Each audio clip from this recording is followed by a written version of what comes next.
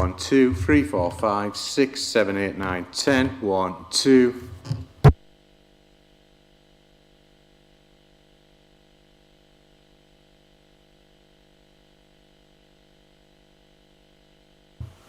One, 2, 3, 4, 5, 6, 7, 8, 9, 10. 1, 2.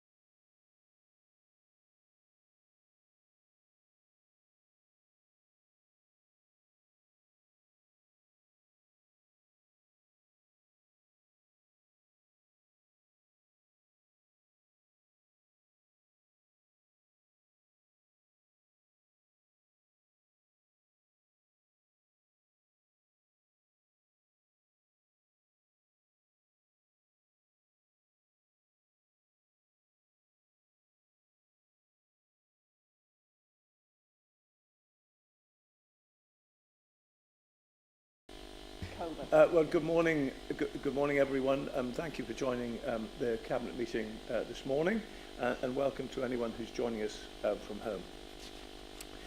We begin, as we always do, with apologies for absence. Do we have any, please? Thank you very much. I don't think there are any more.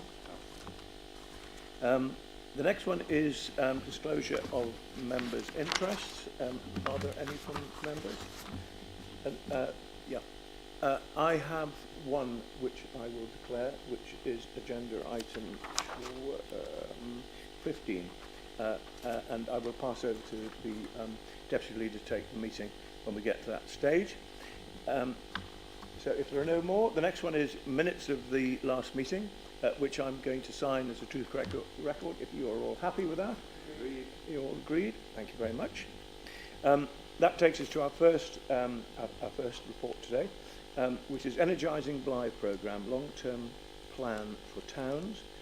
This is around great news that we have managed to put ourselves ahead of the queue as a county by getting this money awarded to us.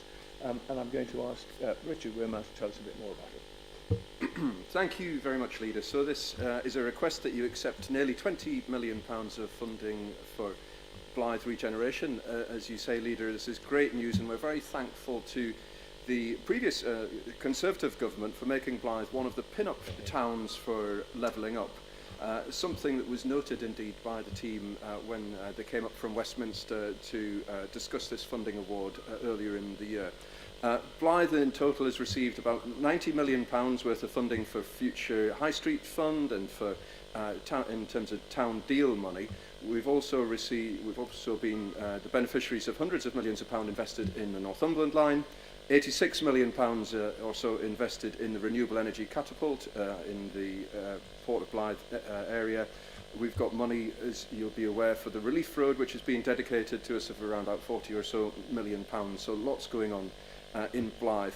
This latest funding is particularly welcome as it helps us build not just buildings, but also helps us build and boost some of the institutions and boosting existing programmes and enabling them to plan for the long term. It's a really critical part of making levelling up work and ensuring that it lasts for the long term.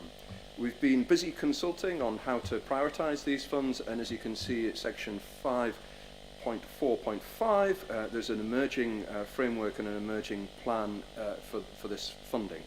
There's a focus on community, on cultures, and on business-led investment, and you'll see a lot more as we go through this process in due course, but this will include work to help develop, for example, business networks and networking, boost programs like the Heart of Blythe, heritage projects in the town, and projects that will help in terms of health and well-being and community safety as well. And this is all really the glue that helps hold all of those other projects that you're seeing together, and hence why it's so welcome. The next steps are for the town board to develop a full set of projects and programs that will launch later this year, as you can see in section 7 of the report. The full recommendations are shown in section 3. The funds run over the course of 10 years, and we expect the new government to follow the example of the previous government and at no stage seek to withdraw any of these funds, which is so critical to giving our communities and communities like Blythe a fair deal and to tackle inequalities, which you've made as a key pillar of the work that we're doing here. And I do have to say that I say that because we are a little bit worried, and we want to just set out this stall early on. We've heard the Deputy Prime Minister, the new Deputy Prime Minister, Angela Rayner, say that money for key economic regeneration projects like A1 dualling are at significant risk under this new Labour government. And I say that in the context as well of a story doing the rounds yesterday about Labour Metro mayors who've requested extra tax raising powers as part of their ask of new Prime Minister Keir Starmer. That's not something that we want to see. Ultimately, what we've seen over the course of the last few years is money coming into this region, not with strings attached, not saying that you have to put up taxes in order for it to happen. This money has been redistributed by the Westminster government to Northumberland, and we want to be very clear that that's what we expect now and in the future. This money is mission critical in terms of commitment to bringing jobs and investment here, about making sure that we tackle inequalities in our communities and make sure that no town and no community is left behind in this country, and particularly in Northumberland.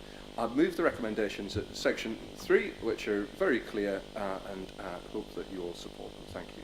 Thank you very much, and I'll second that proposal. Are there any questions or queries on this one? I think we're all very much, yes. Councillor Jones. Yes, Councillor Werner has actually said some of the things I wanted to say, but to be honest, I think it's worth saying again. Tackling inequalities is one of our 3 priorities as a council, and we are one of the few councils that would include that in their priorities. This is another important step towards support for Blythe, and within it gives an opportunity to increase the excellent work that the House of Blythe's been doing. Thank you. So I'd support it. Yeah, no, very wise words. Thank you. Absolutely right. So, as Richard Wearmouth has said, we are deeply grateful to the previous government for allowing this huge shift of money from the south up to the north. I'm old enough to remember the years and years and years we've been talking about the need to invest in Blythe and in Ashington, and that is what we're seeing now. We're actually seeing this in real money coming forward, and I'm really grateful to our officers for winning this money, this extra new money, and getting us into the first tranche of work for Blythe. Let us let us hope, let us fight, if necessary, to make sure that this funding continues, that this great work continues, and the new confidence and the new bright future for these parts of Northumberland are not dimmed in any way by any reduction in funding. I will be writing to the new Prime Minister an open letter outlining why it's so important that all the key work that's been going on over the last few years by this Conservative government and this Conservative council should remain intact and should remain untarnished by any reduction in funding. I'm doing that not for the sake of being political. I'm doing it for the sake of the people who benefit from this funding, residents, tourists, visitors, and everybody else involved in Northumberland that have seen a great change in these really important places, and that must continue. So with that, can I say thank you to Richard Wimmer for that. It's been proposed and seconded. Are you all in favour? Please show. Excellent. So that is unanimously agreed. Takes us on to agenda item 5, which is our financial performance 23 to 24. The final outturn, still subject to audit, but this basically is the situation at the end of the year. And let me, before I bring in Councillor Pojai, who is our Cabinet Member for Corporate Services, let me just say thank you to our finance team who have helped us. But equally importantly, to all our staff in all the services who have worked really hard this year at a time when many other councils are really struggling financially, really struggling, to be able to get us to this situation and still provide the investment across the county that we are, and still protect our frontline services, which are so important to everyone, for everyone to enjoy in the county. So thank you to all of the staff involved in that, across the county council. So, yes, Councillor Pojai. Thank you, Leader. So the purpose of this report is to inform you about the final outturn position against our budget. There is some reprofiling of the capital program. There is a little bit of an underspend. There is also better than anticipated return on investments due to higher interest rates than we thought we will get this time of the year. This report also highlights some of the pressures we have, mainly in children's social care and adult services, and that's due to rising costs and demand on these services. That's why we are establishing 2.7 million reserve to offset some of these pressures in children's and social care mainly. But in general, we are in good and healthy financial position. And I also would like to thank our finance team and all of the staff in the council for helping us deliver on such a good budget and keeping us in that good financial position. Thank you. Good, that's excellent. Thank you very much indeed for that. Are there any specific, bless you, are there any specific queries or questions that anyone has? Yes, Councillor Thompson. Thank you, Leader. Sorry. I'd just like to offer some reassurance. So we have asked and been given this 2.7 million to tackle our spending for the year just gone. But we do have in plan an Investor Save programme, which you're well aware of. The bulk of that extra money that we need goes into children's home placements. And as we know, this is a national issue. The average cost of putting a child into a private residential home is £6,000 a week. There are some stories of that being 10 or even £20,000 a week for children with significant additional needs. So what we're planning on doing, and one has already opened at Pegsworth, is to build our own suite of children's homes so we can keep that service in-house, not be overcharged for services rendered by some of these private companies which have been accused by others of profiteering on the back of vulnerable children, which is not something that we are in favour of. But if we build these homes ourselves, we can use our own staff, we can keep costs down, and also importantly, we can keep those children here in Northumberland and not have to rely on sending them many miles away outside of the county. So it's good for the child and good for our balance sheet once we get these children's homes up and running. Yes, thank you very much. I think that's a very, very interesting point, a very good point. Our children who have special needs or are cared for are just as important as the children in mainstream schools. Now we know that we're investing tens of millions of pounds in 3 new mainstream schools across the county, in Seaton Valley, Amble and Berwick. So it seems to us absolutely right that we should be investing in ensuring that instead of the ever-increasing costs that all councils across the country are having to pay for this particular cohort of young people, that we do address this by investing to save in our own, as you say, our own accommodation, our own teaching areas, and I think that will be a great success. So that is the next on the agenda. We will be coming forward with plans on that. Thank you very much for that. Are there any other questions? Everybody happy? Everybody been through this? So that's fine.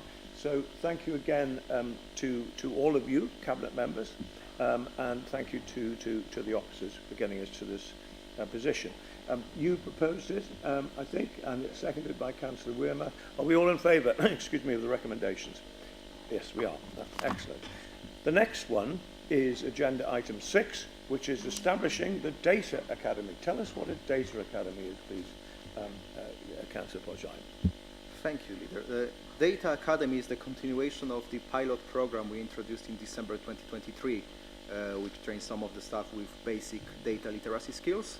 We would like to expand it now and develop it further, providing higher level training for 50 members of our staff, and that's mainly in data analytics, data presentation, helping us to become more data-oriented and data-driven organization. That should improve our processes and leading to improvement of services for our residents. So as I mentioned, we would like to train 50 members of our staff with our partnership with Metaverse, is it? Yeah, Dataverse. Oh, sorry if I mispronounced that. Anyway, that's just the name of the training provider. We will spend £1.5 million of the apprenticeship levy, and we are hoping to get 3.3 million return on investment on that. So I think it's a great project and it's best in practice, and I recommend all of us vote for it. Thank you. And are you proposing the recommendations? Yes. I think you are. And seconded by Councillor Weirman. Are there any questions on this this report? So the recommendations are to approve the scaling up of this initiative, utilising government money, which is available to spend up to 1.5 million, and then to award contracts to providers to manage and provide apprenticeships for the Data Academy. So really interesting, really good forward thinking. And certainly something that I'm very pleased that we are hopefully going to agree to. Do we all agree to it? We do. Lovely. So thank you very much indeed for that. We move on to agenda item 7, which is corporate risk management. Now, before I bring in Councillor Pojai, risk management is a very important tool for all business, whether it's in private ownership or whether it's local government. We need to be very clear and very cautious and very focused on what risks there are for this organisation, and then to be quite clear and fearless about laying out whether we consider those to be in red, amber or green. So we do have a number of these risks in this report, and some are in green, some are in amber and some are red. They are there for us to look at, and there are recommendations which I'm now going to ask Councillor Pojai to talk about. Thank you again, Leader. So like you said, this report is our regular review of corporate risks that will be presented to the audit committee. It's part of our great example of good practice in the corporate governance in the local authorities, and also present some of the strategic thinking we do. Some of the risk improved, like you said, some of the risk decreased, some remain unchanged. There are some risks which should never go into green, I think, like cybersecurity. We should never feel comfortable with cybersecurity, for example. That should always remain a risk for the local authority and any organization. All portfolio holders we're reviewing this risk on a regular basis with relevant members of the executive management team. And report is in front of you, the matrix is in front of you. If you've got any questions, I'm happy to answer them, but I recommend we vote for it. Okay, lovely, thank you very much indeed. Any questions on these, which we've been through in some detail? Everyone happy? Okay, so in that case, are you all in favour of the proposal which has been made and seconded? Yes, all in favour. Lovely, thank you very much.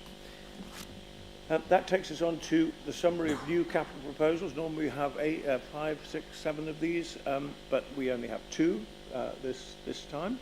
Both are very fine examples of where we might be wise in spending money. The first one is the refurbishment of Bob Elliott's house, and I'm going to ask Wendy Patterson to tell us a little bit about this one. Thank you, Leader. Bob Elliott House is a council-owned sheltered housing scheme situated in the heart of Blythe Town Centre. The scheme was built in 1986 and comprises of 30 self-contained flats and 1 house. This housing scheme allows residents to live independently and offers 24-hour emergency care through a warden call alarm system. The communal areas have deteriorated over the years and are in need of refurbishment and modernisation. And we feel as a council it's important residents can enjoy each other's company in a comfortable and pleasant environment. The package of works will also include essential fire safety works and upgrades to mechanical and electrical installations in order to keep the residents safe and to ensure that this popular facility continues to meet the needs of current and future residents for many years to come. Cabinet are being asked to approve a spend of 0.718 million for refurbishment of the communal areas, which will be funded from the Housing Revenue Account Major Repairs Reserve, and to approve the amendment to the capital programme to include the spend in 24-25 use of the Major Repairs Reserve of 0.218 million for other refurbishment work at Bob Elliott House. Excellent, thank you very much. Very important building needing to be refurbished, and this is a request to us to find £750,000 or nearly £750,000 to do the necessary work to get this really important facility even better. So I'm just going to take this one first. So the recommendation there, there are 3 of them. Are you proposing those? I am proposing. Yeah. And seconded by Councillor Stewart. Are you all in favour of this one, please? Yeah, that's unanimous. So we move on to the next one, which is fire control replacement. Councillor Stewart. Yes, thank you, Leader. I think it's well evidenced that we've got a fantastic fire and rescue service in Northumberland. It's part of Northumberland County Council, and long may that continue. There's no need or desire for it to become part of another authority, whether it be PCC or Merrill. It works exceptionally well.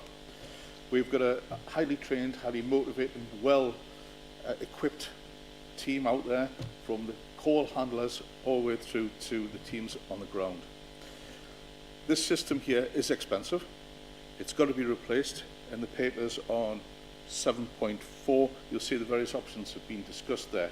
The preferred option is to go into joint partnership working with Tyne-Wear Fire and Rescue Service, with whom we've got a fantastic relationship. So why is it needed this time? Because the other system is outdated.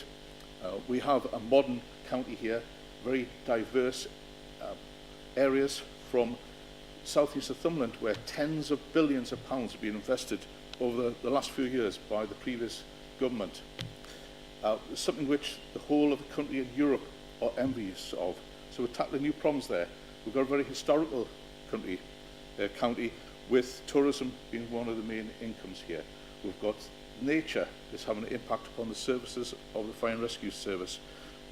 wildfires, whether it be in winter months, we saw a beautiful beach in Northumberland, or in the summer months when they're more prevalent. We've got more cars, we've got more housing in this county. Housing's been built at a very high level in, along the lines of our local plan. So we've got to look at the systems which are in place. If we don't have the system in place here, everything else falls down. It is right that we link in the town where Fire and Rescue Service provide the best service to our people. There's no such thing as public money, it's taxpayers' money. And that is what we'll spend here. And we would not be spending 1 penny more than we'll have to. So recommendation is there in front of you, Leader, and Cabinet members. I propose we go with the recommendation. Thank you very much. And it's seconded by Councillor Riddle. Any questions on this one? Yes, Councillor Riddle. Yeah, I'd just like to endorse what Councillor Stewart has said as a former Fire Authority Chair. I too am very proud of the service we have in Northumberland. This proposal is necessary, and it also gives us resilience as well because of the working with Tyne and Wear Fire Authority and the fact that if one of the control centres went down, we can operate, or they can operate from ours, vice versa. So it is a very important step, and you know, what price can you put on public safety? It's something that we absolutely have to do, and it keeps us at the forefront of technology and mobilising people. Thank you very much. Yeah, thank you very much. Dead right. Any other? Yes, Councillor Wearmouth.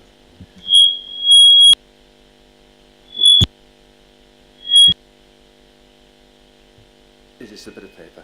There we are. All I was going to say is that we're all, I know, incredibly proud of the team who deliver fire and rescue in this county. They got a glowing report just recently, and that's hugely down to their efforts. It's also down to the fact as well that we back them with the requests that they ask of us, of the equipment that they need to do the job, and this equipment is key to that. I'm very happy to support it in terms of a proposal. Thank you very much. Anyone else? No? So yes, I think this is it is expensive, but I think it's absolutely right to equip our excellent fire and rescue service, which after all is a key part of our team here, with the equipment that they need to do their job even more efficiently. We know that there have been several instances just recently where they have shown just how important they are as a key part of this organisation, and continue to do that in all the different parts of the work that they do. So yes, I think we're all in favour. Can you just confirm that? Yes, we are. So that's unanimous, and that is agreed. That takes us on now to agenda item 9, which is home care, an update on council initiatives and improved availability. I'm going to ask Councillor Patterson to tell us about this. Thank you very much, Leader.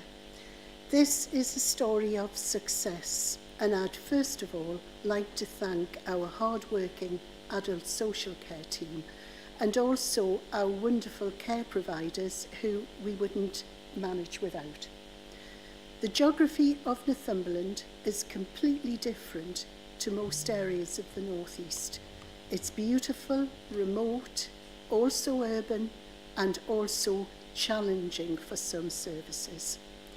During the months following the end of COVID restrictions in July 21, the long-standing issues about the capacity of home care services, especially in the most rural of areas such as the National Park and the North Pennines, became a concern re home care staffing.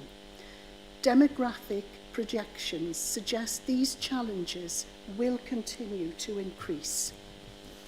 By late 2021, around 200 people at any one time had been assessed as needing home care, but for whom no service could be immediately arranged. This was not confined just to Northumberland, but was a concern right across the UK.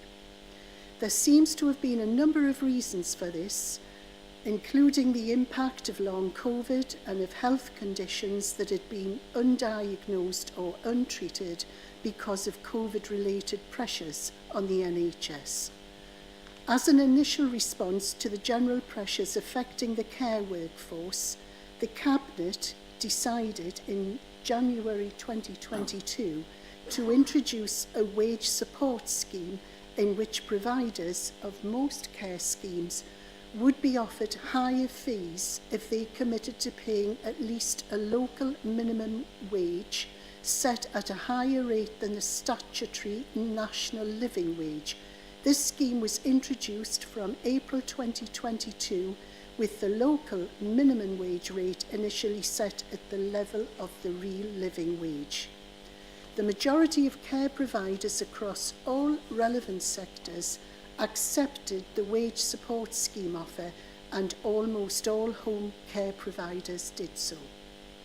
From December 2022, the Council also introduced a further offer of additional funding specifically for home care services linked to a commitment to increase the mileage rates paid to home care workers who were using their own cars to drive to make visits. The Council increased this funding to 45 pence per mile.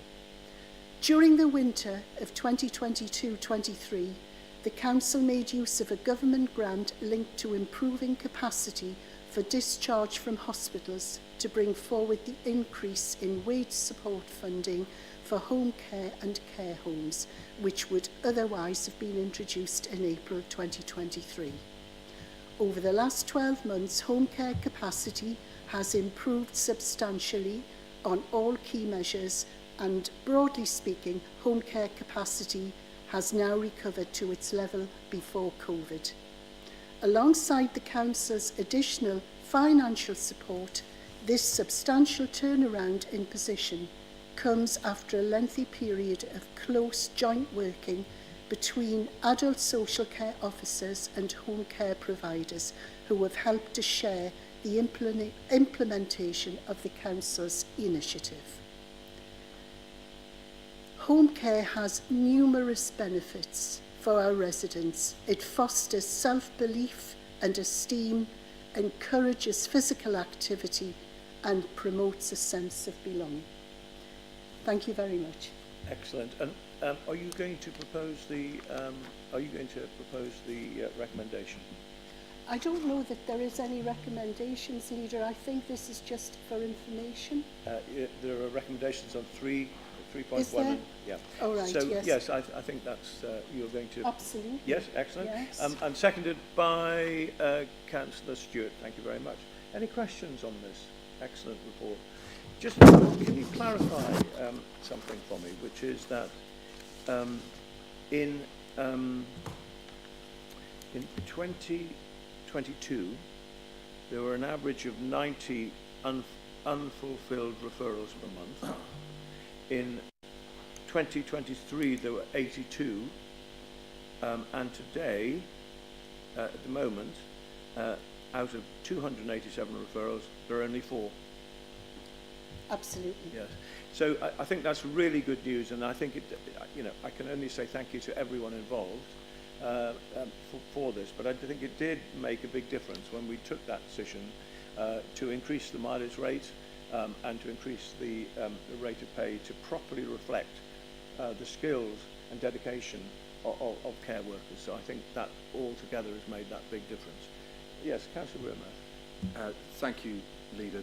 This is a really great report, and I'm really pleased that we've brought it to Cabinet so that people can understand that the Council plans these things very carefully. It's looked at this issue a lot. It tried to work out what to do about it, and it implemented a plan, and that plan has worked. And that's a testament to yourself, Councillor Patterson, and to Neil Bradley and people across the piece, including the finance team as well, who we all had those discussions.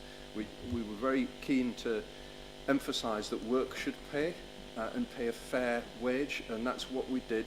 We also put in place that mileage scheme, reflecting feedback that was coming back to us from people who were delivering these care packages, and so it's really something to be celebrated. And there's lessons in here, not just for us going into the future about making sure that we continue that good practice, but perhaps there's places around the country that could learn from our example. And we've seen some talk already about money being stripped out of the NHS and put into other schemes in terms of buying bed capacity and so on and so forth.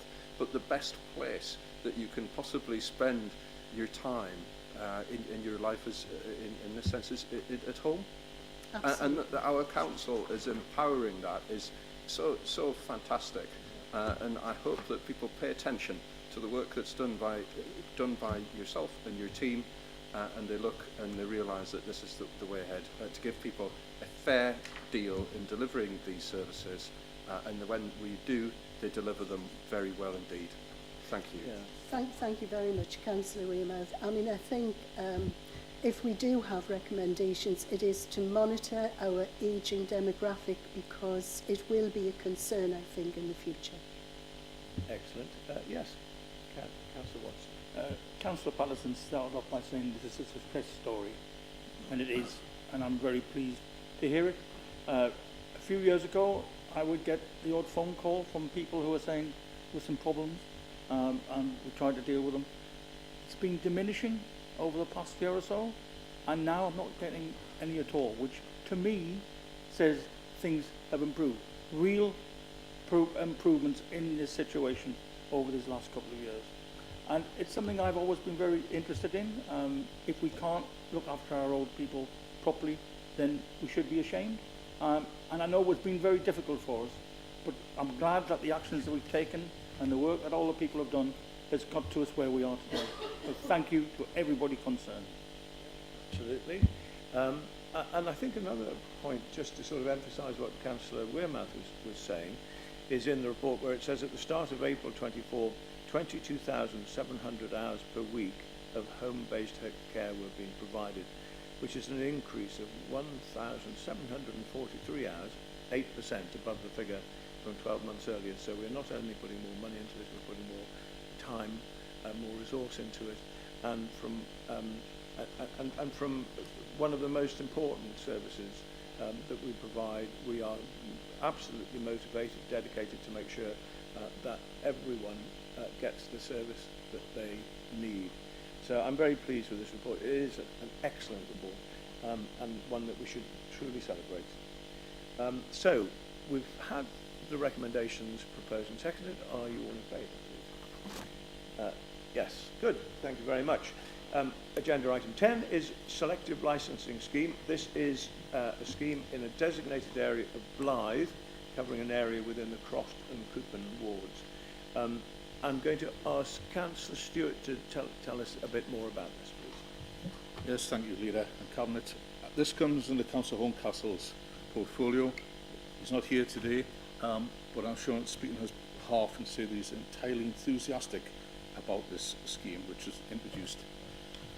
It is, as you say, Leader, to two particular areas, Blythe, Croft and Coupon wards, areas I visited yesterday and saw from afar the housing situation in that area. So it is a very important report, and I'm not going to read a great deal out for you because you have had the opportunity to read the papers, and also we've discussed on several meetings previously. But it is aligned to our priorities under the Corporate Plan 23-26 and Thumberland Land of Great Opportunities. As I've already heard there, Blythe is really at the epicentre of great opportunities because the investment is seen there over the last few years. Along with that continue. This report deals with tackling inequalities and driving economic growth, particularly in those areas concerned there. Our priority for tackling inequalities is underpinned by 2022 Inequality Strategy and the Marmot Principles, which we hear quite a bit about these days, and it's right that this Council follows those principles. The Fair Society, Healthy Lives report was published in 2010, concluded reducing health inequalities will require action on 6 policy objectives. Housing is a major factor in that. There is a clear link between housing inequalities and using selective licensing to improve the qualities of property currently owned by private landlords in the Croft and Coupon wards that are not of decent standard, and there are some of decent standard, we could accept that, require ensure that the work is carried out in recognition of the above Marmot Principles. We have tried as a council, working with partners very closely, to tackle the problems there, but it hasn't worked. It's a very limited success there, so it's only right that we progress this one there. There is talk in the report of good and bad landlords, terms which I'm comfortable using, but compliant and non-compliant, some people may feel is a better way of putting that. So what is a non-compliant or a bad landlord? Well, not fulfill legal obligations, either through property standards or tenancy management. We're all aware of cases like that, nationally and locally. Have substandard properties in disrepair. In this day and age, this council will not stand by and allow our residents to live in properties of that low standard. Where they refuse to gain references for new tenants, allowing a cycle of ASB in that particular area. This will tackle that. So, we've had consultation about this. We've listened to an in-house legal review, and we've taken on board what was said there. We've also listened to the police, who, on page 131, it says that the scheme has full support from the local neighbourhood policing team and have been involved since the early development of the scheme and provide a letter of support. I know the senior management for that area within the police, and they are passionate about helping us, working together to improve the standards there.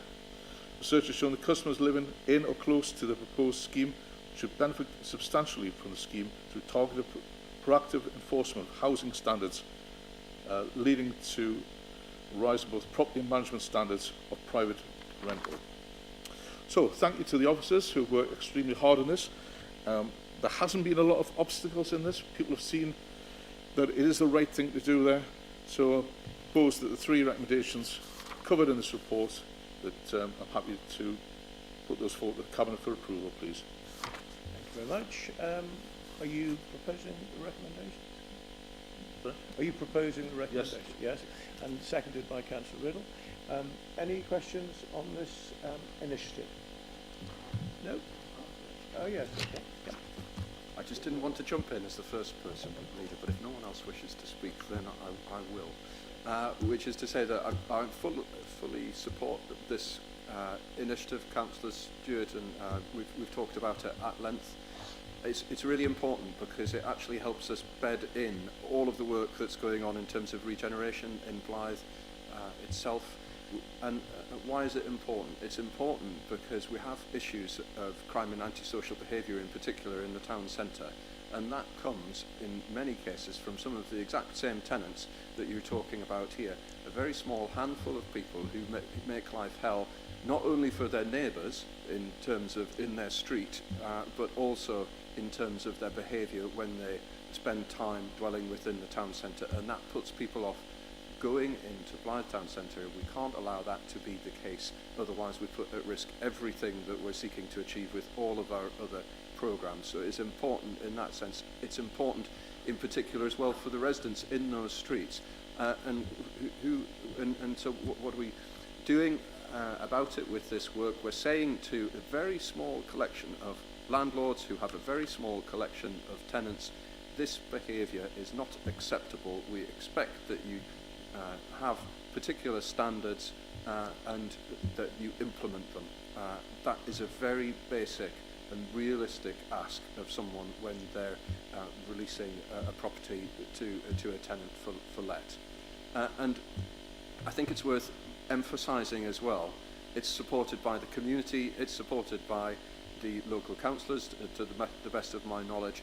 It's also supported by the very many good landlords in these areas who are quite frankly fed up of a small number of bad apples that make their life difficult and make their life hell in their day-to-day good management of their properties as well. So it's very, very welcome indeed. It's targeted on a specific area and with proper cause as well, because this is the area that we've identified with the officer teams as being the relevant area. We'll monitor that, I'm sure, and if it needs to be expanded in any way, shape or form, we will seek to do that.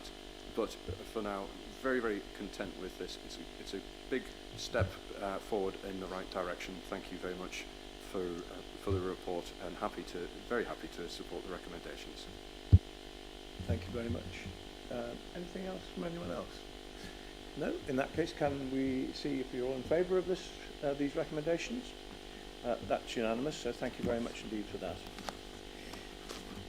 Okay, so this takes us on to the next paper, which is fly tipping and our action plan on fly tipping. Now, first of all, I'd like to just say how grateful I am for all our staff involved in tidying up after criminals, because actually a fly tipper is a criminal.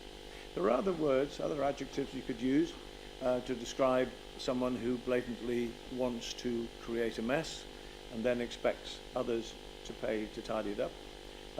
But a criminal will do for the moment.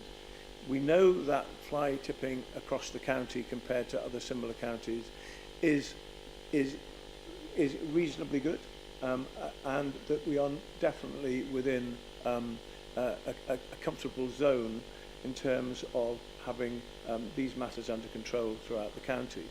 But there are two specific areas that are causing us increasing problems. One is part of Ashington and one is part of Blyth. And it's so sad that when, at a time when we've just been talking about all this money coming up from the south into these two towns, that we still have people who think it's okay to dump a sofa or an old fridge or other disposable items as they see it on a street in the middle of the night for somebody to pick up. So we're going to actually get a little bit tougher here. I say a little bit tougher because we will begin a process of talking to the communities in the streets where these are most common, these fly tips are most common. We'll do that in a consensual, pleasant way, making sure that everyone understands that it is not okay to fly tip, and that perhaps if they know of anyone who is one of these criminals, they might like to share the names and addresses of those people potentially.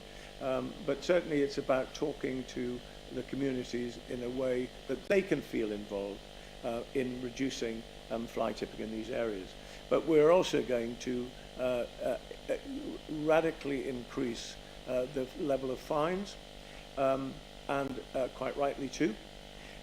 So we know that we are currently enforcing effectively, and we currently give out fixed penalty notices in these areas, but we need to make sure that the fine is sufficiently high, that it is a real deterrent. And we also have CCTV, some covert, which is another further deterrent measure to capture and then punish these criminals. So we have fixed quite a tough target, which we've asked officers to deliver. And so within the next year, we want to see a significant reduction in terms of the number of fly tips. We also want to see more prosecutions where prosecutions are necessary, but we want to see this problem areas sorted so that those particular parts of Ashington and Blyth do not break the law and get away with it, because it just affects everybody else, the people that live there, the cost of all the taxpayers in the county for the immense cost of tidying up fly tips, which is just completely unreasonable and actually just immoral in this day and age. So we will be after you. We will be tough. We will talk to communities. We will take them with us. But those people who think it's going to continue to be okay to behave like they are, those criminals, we will see them punished. And we will do this in the toughest way we can. So I'm very happy with the proposals and the recommendations that we have here, so I'm going to formally propose those, and seconded, I think, by Councillor Watson.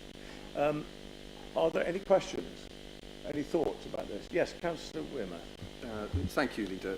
I absolutely agree with everything that you said. This is completely unacceptable, and we have to find a way to change it. This will change behaviour. I'm sure we're going to be tough on the people that are doing this. Again, like the last report, this is probably a very small number of people who seek to trash their local neighbourhoods, and it's just not acceptable. You're in for a big fine if you do it. You can see in the report there's additional funding for CCTV. We will catch you, we will fine you, you will not escape us as we go forward with this. And of course it's in marked contrast to what we're seeing nationally, which is a bit of a backslide in terms of being tough on crime and tough on the causes of crime. We are going to be tough on criminals in Northumberland come what may. The last bit, I'd just like to say thank you to the staff and to the teams and officer teams within Northumberland who pursue these people relentlessly. I was having a good chat with one of the officers who's delivering some of the surveillance work. I got some feedback from them, because we're always very happy to hear feedback from our teams on the ground, which I'll share with the relevant officers to make sure that we optimise how we're spending these funds. I won't say what it was that the suggestion was, because we don't want people getting wise to it, but very grateful indeed for the feedback that we've had. Good. Thank you very much. Yes. John Riddle. Thank you, Leader. I see the Police and Crime Commissioner has just written to us all about asking about policing plans and suggestions, etc. As a farmer myself out in the sticks, we seem to be getting much more rural crime at the moment in the way of thefts, but also, you know, this fly tipping is definitely a rural crime as well as affecting the urban areas, and it's very difficult actually to get police on site in these rural areas when crimes take place. So perhaps you could write to the Police and Crime Commissioner as well and ask for more intervention for what they perhaps see as not such a serious crime, but which is definitely a very serious crime, and, you know, environmentally damages county and the livelihood of farmers and people that have to pay for to get this cleared up. Yes, thank you very much. Good point. Yes, Councillor Stewart. Yes, thank you, Leader. This falls under Councillor von Kelser's portfolio and also mine for the enforcement side of it. So thank you. I know you are passionate. I keep on saying to people when I go out there, talk to parish and town councils, how passionate you and the Cabinet are about the subject area. But finish off the point there. I have been in contact with the previous Police and Crime Commissioner and the current Police and Crime Commissioner. Both counts praised the Northumberland Partnership Against Rural Crime, which it is a partnership involving the police who chair that, and fly tipping is a subject I've raised with both commissioners reasonably, and I will be meeting the new Police and Crime Commissioner in the near future, and I'll mention yet again. It was covered in the press sometime. I think it missed the press the last time, so I may be pushing for that again. Can I also mention the public aren't as restrained as you, Leader. The terminology used as a criminal.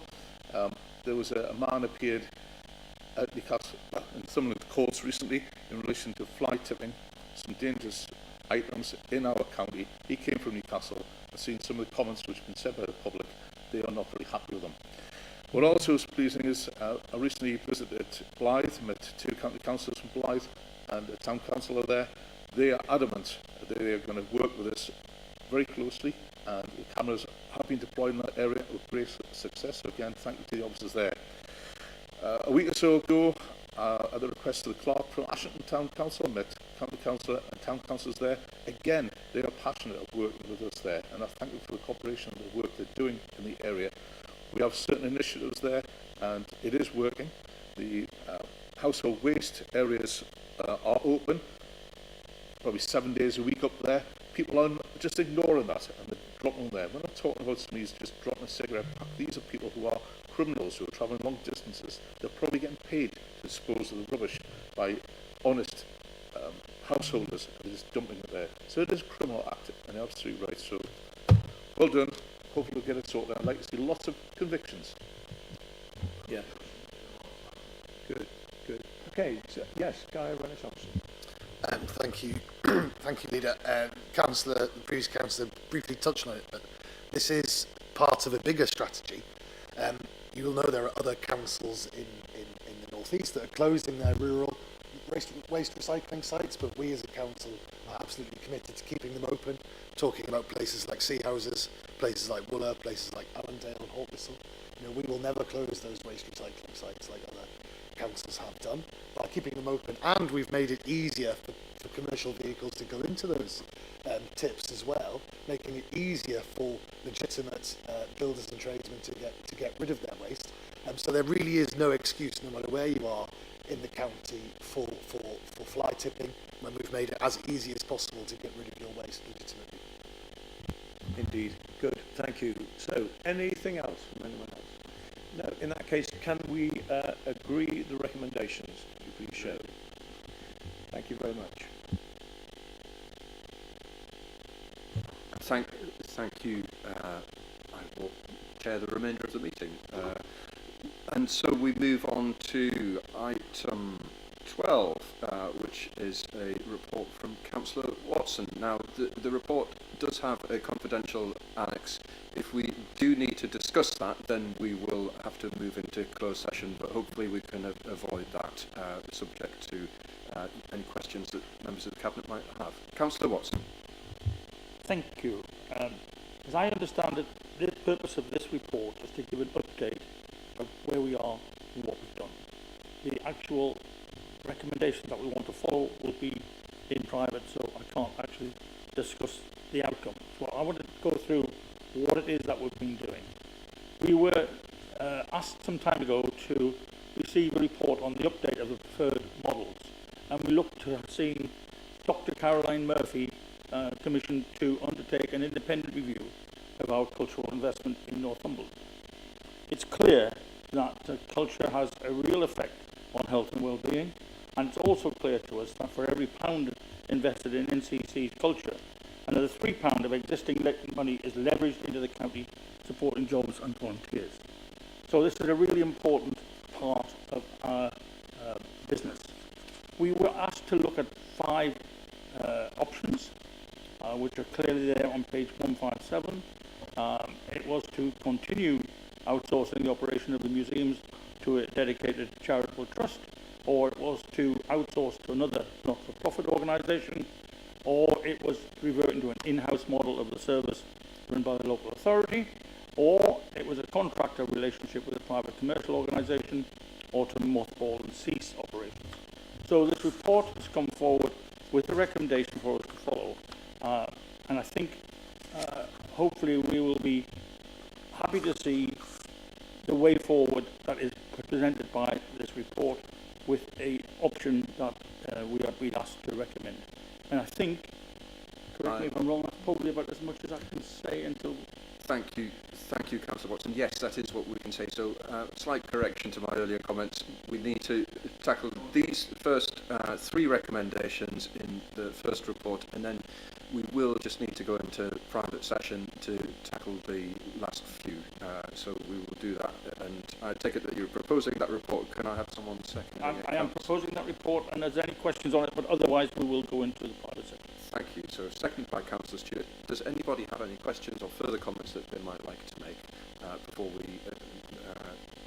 no, not seeing that. So, please, it's proposed and seconded. Can we have a vote on those recommendations? Thank you very much indeed. That's unanimous from all members here. So we then move on to urgent business. I have not received any, and so therefore I move that we exclude members of press and public, and we move into private session. If we could cut the live stream, please.